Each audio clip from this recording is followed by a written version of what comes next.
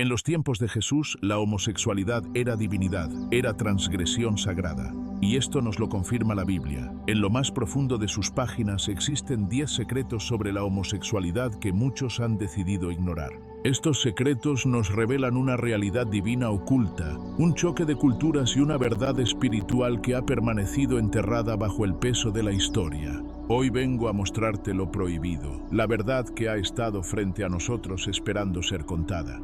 Demos inicio. En el siglo I, el concepto de orientación sexual como una identidad interna simplemente no existía. La gente no se definía como homosexual o heterosexual. Las acciones se juzgaban por el honor, la posición social y el cumplimiento de la ley religiosa. Este es el punto de partida para entender nuestro primer secreto, el choque entre la cultura helenista y la tradición hebrea. Durante décadas antes del nacimiento de Jesús, la influencia griega había permeado Judea. Los griegos veían el amor entre hombres, especialmente en contextos educativos y militares, como una forma elevada de conexión. Los gimnasios y las academias de Atenas habían exportado un modelo donde la belleza masculina era adorada casi como una deidad, y esta visión comenzó a filtrarse en las ciudades de Galilea y Judea. Para los patriarcas judíos, observar a sus jóvenes participar en estas costumbres no era solo una falta de modestia, sino una traición directa a la herencia de sus antepasados. La estructura social judía dependía de la transmisión de la fe de padres a hijos, y cualquier práctica que desviara la atención del mandato de multiplicarse era vista como un veneno silencioso. Sin embargo, para el pueblo judío, esto representaba una invasión de valores paganos que amenazaban la estructura familiar y la pureza ritual. Esta lucha invisible por el alma de la juventud hebrea marcó el tono de cada enseñanza impartida en las sinagogas. El primer secreto es que las menciones bíblicas que hoy interpretamos como condenas a la homosexualidad eran en gran medida una resistencia cultural contra la ocupación ideológica extranjera. No se trataba solo de un acto privado, sino de una declaración política de fidelidad a Dios frente a los dioses de Olimpo. Los profetas y maestros de la ley entendían que si permitían que las costumbres griegas se normalizaran, el tejido mismo de su nación se desmoronaría ante el poder de Roma. Era una guerra de identidades donde el cuerpo se convertía en el campo de batalla. Esta tensión generaba una atmósfera de vigilancia espiritual constante. Las leyes del Levítico eran el muro de contención. Un muro que no solo buscaba separar lo sagrado de lo profano, sino lo propio de lo extraño. Pero aquí surge el segundo secreto que pocos analizan, el uso de la palabra abominación. En el hebreo original, la palabra toeva no siempre implicaba un pecado moral intrínseco y eterno, sino que a menudo se refería a una impureza ritual o a una práctica extranjera que los judíos no debían imitar. Este término aparece frecuentemente vinculado a la idolatría y a los ritos de los pueblos vecinos que sacrificaban a dioses falsos. Para un judío del tiempo de Jesús, ser llamado impuro por realizar actos toeva era una advertencia de que estaba rompiendo el pacto de exclusividad con el Creador. No era una sentencia sobre su naturaleza humana, sino un recordatorio de que su conducta lo alejaba de la comunidad sagrada para acercarlo a las sombras del paganismo. Al entender esto, comprendemos que el rechazo en tiempos de Jesús tenía una carga de preservación nacional.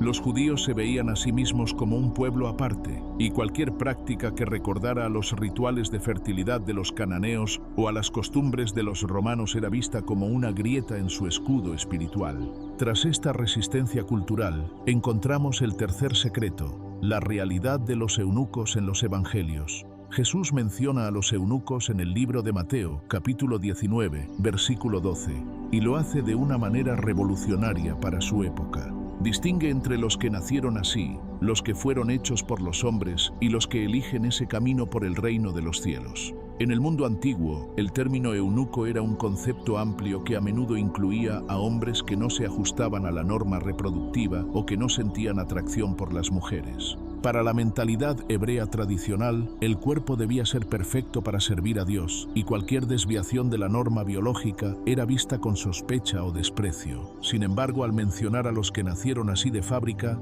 Jesús estaba reconociendo una diversidad natural que la ley religiosa de aquel entonces prefería ignorar o castigar con el aislamiento. Esta declaración no era solo una observación médica, sino un acto de justicia espiritual. Jesús estaba abriendo una puerta que había estado cerrada por siglos, sugiriendo que la valía de un ser humano ante los ojos del Creador no dependía de su capacidad para engendrar hijos o de su conformación física, sino de su disposición interna hacia el amor y la verdad. Que Jesús los incluyera y validara su lugar en el propósito divino era un mensaje de una inclusión radical que desafiaba las leyes de exclusión del templo, donde a los hombres imperfectos físicamente se les prohibía el acceso total. Esta apertura de Jesús nos lleva al cuarto secreto, el centurión romano y su criado. En el relato de Mateo 8, el término griego usado para el siervo es pais, una palabra que en el contexto militar romano de la época a menudo describía una relación íntima y afectiva entre un soldado y un joven protegido. Mientras que la palabra doulos se utilizaba para referirse a un esclavo común de carga, el uso de pais en este encuentro específico sugiere un vínculo de una profundidad emocional y personal que superaba la simple jerarquía de mando. El centurión, un hombre de guerra acostumbrado a la disciplina férrea, se muestra vulnerable y angustiado por el sufrimiento de este joven, lo cual era una muestra de afecto que rompía los esquemas de la dureza romana y los prejuicios judíos. Jesús, al escuchar la petición, no inicia un interrogatorio sobre la moralidad de esa convivencia ni exige que el centurión cambie su vida privada para recibir el favor divino. Al contrario, el maestro responde a la pureza de la intención y al dolor del alma que busca consuelo para quien ama. Cuando el centurión se acerca a Jesús con una fe desesperada para que sane a su amado criado, Jesús no cuestiona la naturaleza de su vínculo. Jesús se maravilla de su fe y realiza el milagro. El secreto aquí no es una confirmación explícita de la homosexualidad, sino la demostración de que la gracia y el poder sanador de Cristo no se detienen ante las etiquetas sociales o las estructuras relacionales del Imperio Romano. Antes de continuar, hazme saber que estás aquí. Escribe en los comentarios tu edad y desde dónde nos ves. Dale me gusta a este video para que llegue a más personas que lo necesitan. A medida que profundizamos, nos encontramos con el quinto secreto. La influencia del derecho romano en Judea. Bajo la ley de Roma, la sexualidad era una cuestión de poder. Un ciudadano romano podía tener relaciones con cualquier persona de estatus inferior, fuera hombre o mujer, sin perder su honor, siempre y cuando mantuviera el papel activo. En el pensamiento imperial, el cuerpo de los esclavos, de los extranjeros y de los súbditos no tenía autonomía. Era un territorio conquistado que servía para reafirmar la dominación del ciudadano sobre el resto del mundo. Esta visión era diametralmente opuesta a la santidad del cuerpo que defendía el judaísmo, lo que creaba un ambiente de tensión constante en las calles de ciudades como Cesarea Marítima o Tiberíades. Jesús, al caminar por estas tierras, no ignoraba la presencia de soldados y oficiales romanos que vivían bajo estas normas de placer y dominio. Sin embargo, su mensaje nunca se centró en reformar las leyes civiles romanas ni en crear una policía de la alcoba.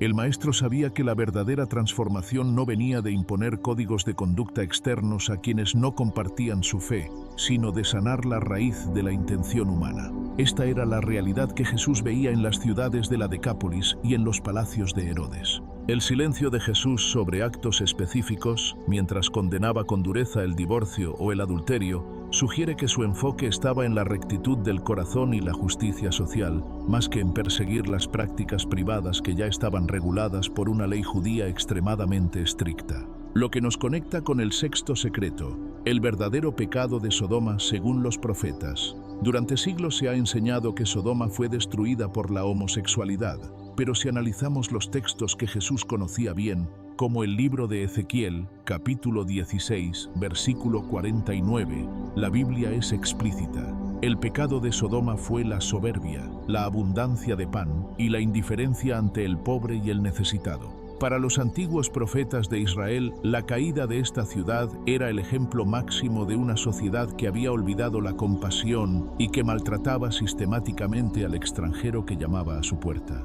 La perversión de Sodoma radicaba en su egoísmo extremo y en el uso de la violencia sexual como una herramienta de humillación contra los visitantes, no en el amor o el afecto entre iguales. En tiempos de Jesús, la interpretación rabínica se centraba más en la falta de hospitalidad y en la crueldad social. Los maestros de la ley recordaban que Dios escuchó el clamor de los oprimidos en aquellas tierras antes de enviar el fuego purificador. El uso de Sodoma como una condena exclusiva a la homosexualidad es una construcción posterior que no refleja necesariamente la mentalidad del siglo I. Y ahora, como séptimo secreto, tenemos el lenguaje de Pablo y la invención de palabras. En las epístolas, Pablo utiliza términos como arseno koitai. Lo que nadie explica es que esta palabra no existía antes de que Pablo la escribiera. Es un neologismo que él creó uniendo dos términos del Levítico. Al estudiar el griego koiné de la época, los expertos han notado que si Pablo hubiera querido referirse a la homosexualidad en general,